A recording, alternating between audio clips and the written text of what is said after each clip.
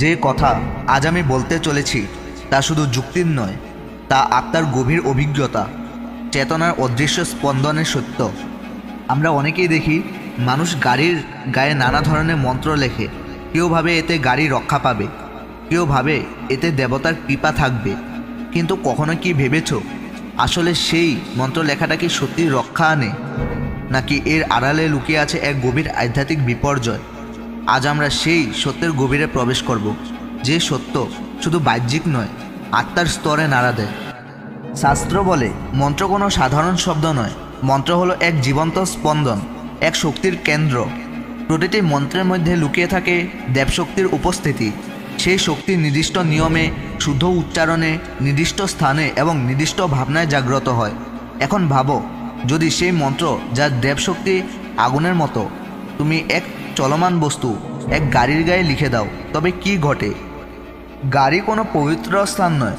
গাড়ি চলাচল করে নানা পথে, কোথাও শ্মশান ঘাটের পাশ দিয়ে, কোথাও অসুচি স্থান দিয়ে, কোথাও দুর্ঘটনা স্থানে। আর প্রতিটি স্থানেই থাকে ভিন্ন ভিন্ন স্পন্দন, ভিন্ন ভিন্ন শক্তি, অনেক সময় নেতিবাচক কম্পনও।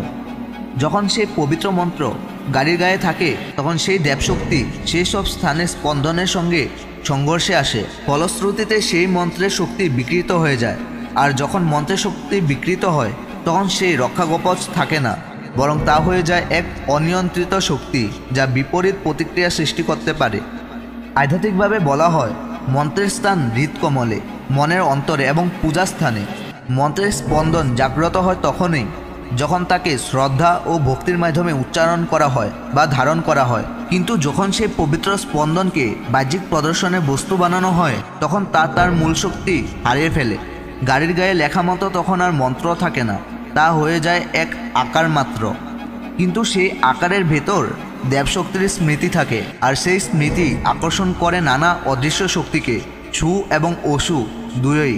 আর এই কারণেই অনেক অজান্তে নিজেদের গাড়ির ওপর এমন এক কম্পন স্থাপন করে ফেলেন, যা বিপদের আকারে ফিরে আসে। শাস্ত্রের অন্তরসূত্রে বলা হয়েছে, যে শক্তিকে তুমি ধারণ করবে তার উপযুক্ত ক্ষেত্র তৈরি করতে হবে। যেমন মাটিতে বীজ বপন করার আগে তা চাষ করা লাগে, তেমনি মন্ত্র ধারণের আগে মন ও স্থানকে শুদ্ধ করতে হয়। গাড়ির গায়ে মন্ত্র লেখা মানে তুমি এই দেবশক্তিকে এমন এক চলমান, অস্থির, ধূলিমলিন স্থানে স্থাপন করলে যেখানে সে কখনো স্থিতি পায় না। আর দেবশক্তির প্রকৃত হলো স্থিতি, সেই স্থিতির মধ্যে প্রস্ফুটিত হয়। কিন্তু যখন তাকে অস্থিরতার মধ্যে ঠেলে দাও, তখন তার আভা নিজেই নিঃশেষ হয়ে যায়।